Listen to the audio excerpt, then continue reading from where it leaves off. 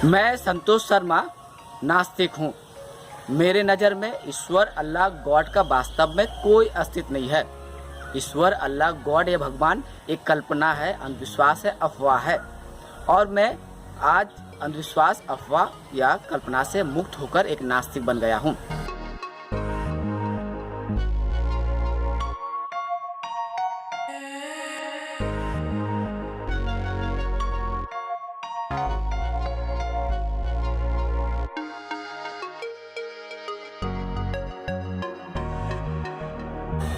मैं नास्तिक हूँ। यह सुनने के बाद मेरे आस पड़ोस के लोग, मेरे ऑफिस के लोग तक ये सवाल करते हैं कि तुम नास्तिक कैसे बन गए। ईश्वर है, अल्लाह है, भगवान है और वो हमारी बात सुनता है। ईश्वर अल्लाह गॉड की मर्जी से सब कुछ होता है। यानी आप जो नास्तिक बने हैं, इसके पीछे ईश्वर अल्लाह गॉड की मर्जी है। ईश्वर चाहा है, इसलिए आप नास्तिक बन गए हैं। जिस दिन ईश्वर चाहेंगे, अल्लाह चाहेंगे, गॉड चाहेंगे, फिर आप नास्तिक से आस्तिक बन जाएंगे, भगवान विश्वासी बन जाएंगे।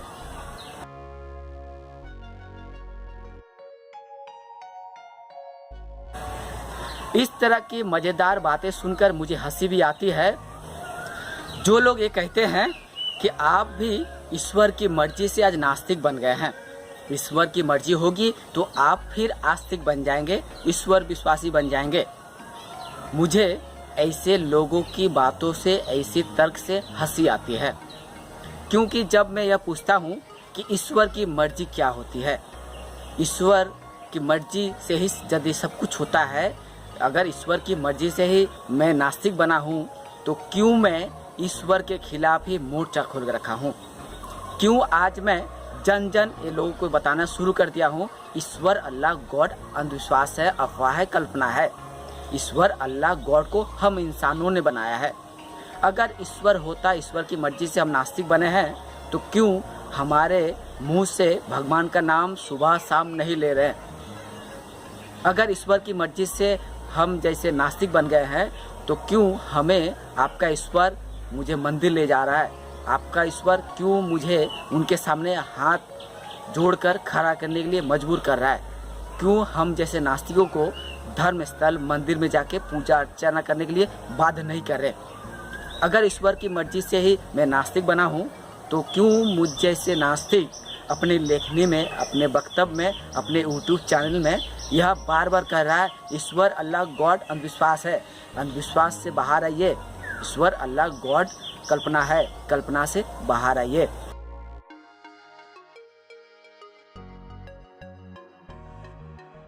ईश्वर अल्लाह गॉड का वास्तव में कोई अस्तित्व नहीं है, यह एक अंधविश्वास है। अंधविश्वास से बाहर आइए और नास्तिक बनिए। जो लोग मुझे ये कहते हैं कि ईश्वर की मर्जी से आप नास्तिक बने हैं, ईश्वर की मर्जी से ही सब कुछ होता है, तो उन्हें मैं एक सीधा सादा सवाल करता हूँ। अगर ईश्वर की मर्जी से ही सब कुछ होता है, तो क्यों आप मेहनत मजदूरी करते हैं? ईश्वर की मर्जी होगी तो आपको थाली में रोटी मिल जाएगी। ईश्वर की मर्जी होगी तो आपका बैंक में पैसा अपने आप चले आएगा। ईश्वर की मर्जी होगी तो आप जब बीमार पड़ेंगे तो अपने आप स्वस्थ हो जाएंगे। आपको डॉक्टर के पास जाने की ज़रूरत नहीं है, आपको दवा लेने की ज़रूरत नहीं है। अगर आपके शरीर में कोई बड़ा सा बीमारी है, उसे ऑपरेशन करके ठीक करना है, तो वो भी आप निश्चिंत रहिए। अगर ईश्वर की मर्जी से आपके शरीर में कोई बड़ा बीमारी हुआ है, तो वो बीमारी भी ईश्वर की मर्जी से ठीक हो जाएगा। उसको क्यों आप ऑपरेशन करवा के ठीक करना चाहते हैं? आपको अगर कैंसर हुआ है, तो आपको केमोथेरेपी नहीं लेना है, कैंसर का ट्रीटमेंट नहीं करवाना है। आप ईश्वर का नाम लेते रहिए सुबह शाम, आपका कैंसर ठीक हो जाएगा।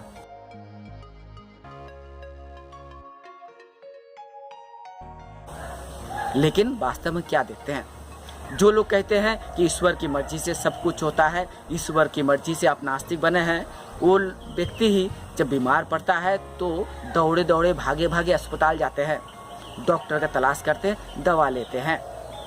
सीधे शब्द में, आप जो लोग दावा करते हैं ईश्वर की मर्जी से सब कुछ होता है, आप भी ईश्वर की मर्जी पे कुछ विश्वास नहीं करते हैं। आपको भी यह पता चलता है कि ईश्वर की मर्जी से कुछ नहीं होता है, हम इंसान की मर्जी से ही सब कुछ होता है। अगर हम बीमार पड़ते हैं तो हम इंसान ही इसका इलाज करते हैं। अगर किसी के शरीर में कोई बड़ा सी बीमारी है तो हम इंसान ही उसे डॉक्टर बनकर ऑपरेशन करते हैं। हम इंसान ही एक शिक्षक बन के अपने बच्चों को पढ़ाते हैं, शिक्षित करते हैं। हम इंसान ही साइंटिस्ट बन के दुनिया को बदलते हैं, इंसान की सुविधा के लिए नए नए आविष्कार करते हैं। जिस तरह से आज स्मार्ट मोबाइल बनाए हैं, यूट्यूब बनाए हैं, गूगल बनाए हैं, और इसकी मदद से हम अपने सुविधा के अनुसार काम करते हैं। हम इंसान ही अपनी सुविधा के अनुसार कंप्यूटर बनाए हैं, लैपटॉप बनाए हैं, जिसके माध्यम से हम अपने काम को तेजी से कर पा रहे, आसानी से कर पा रहे।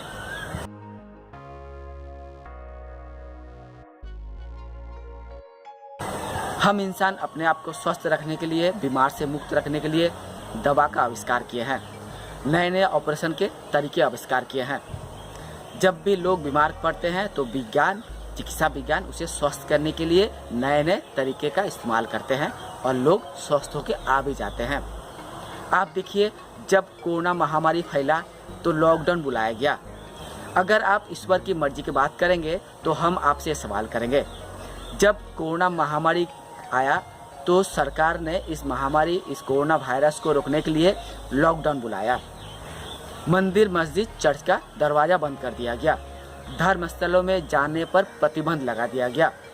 आपको सरकार ने कोरोना नियमों का पालन करने के लिए कहा गया। आपको कोरोना महामारी, कोरोना वायरस से बचने के लिए मास्क पहनने के लिए सलाह दी गई।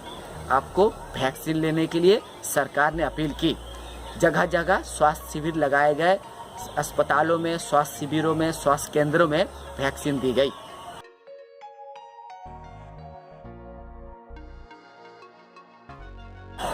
उस वक्त आप लोग कहाँ थे जो ये दावा करते हैं कि ईश्वर की मर्जी से सब कुछ होता है?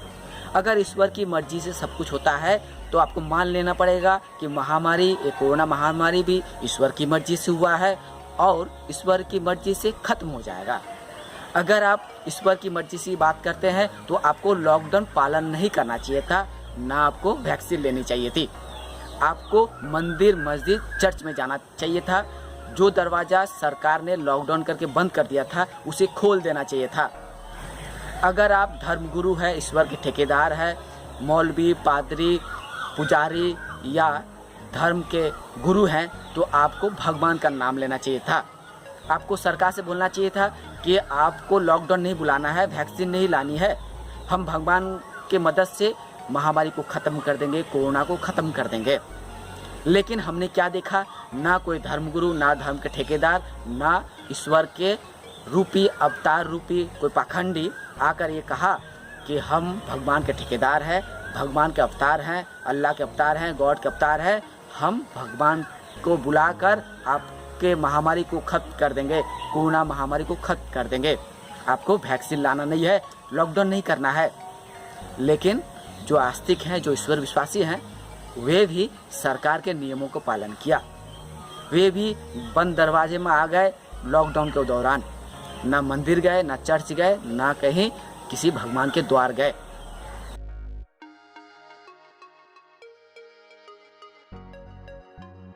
उस समय ना कोई पादरी, ना कोई पुजारी, ना कोई मौलवी, ना कोई धर्म के ठेकेदार, ना भगवान के ठेकेदार या एजेंट ये आके कहा कि हम हैं, हम आपको बचाएंगे।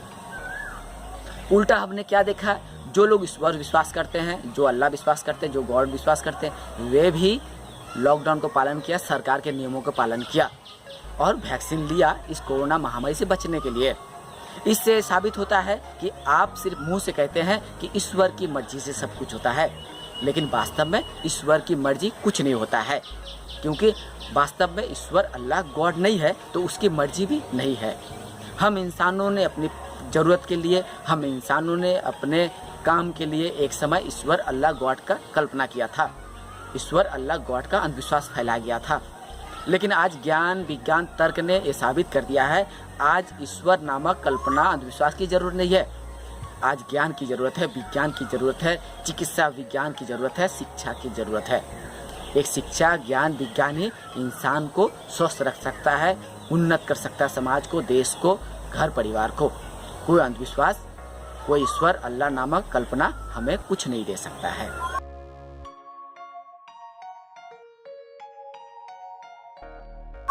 इसीलिए ईश्वर की मर्जी से कुछ नहीं होता है। ईश्वर की मर्जी से ना हम आस्तिक बनते हैं, ना ईश्वर की मर्जी से हम आस्तिक बनते हैं।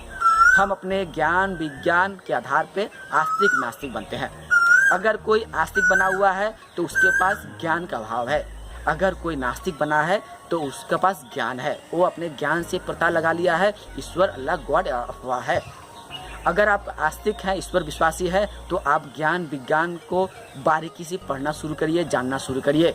धर्म ग्रंथों को सही तरह से पढ़िए और देखिए वाकई में कहीं कहीं कोई ईश्वर है या नहीं।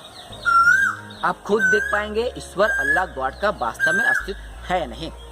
इसलिए ईश्वर की मर्जी से आप नास्तिक बने हैं, इस भूल भुलैये मत रहिए और इस तरह की बातों को मत फैलाइए। हम नास्तिक बने हैं अपने ज्ञान के आधार पे, शिक्षा के आधार पे, तर्क के आधार पे, युक्ति के आधार पे। किसी अल्लाह भगवान या गॉड नामक अंधविश्वास के मर्जी से नहीं बने हैं। इसलिए आपसे अपील है, आपसे गुजारिश है, आप यह भ्रम मत फैलाइए, अफवाह मत फैलाइए कि ईश्वर की मर्जी से आप नास्तिक बने हैं। मैं नास्तिक हूँ अपने ज्ञान के आधार पे, युक्ति के आधार पे, तर्क के आधार पे।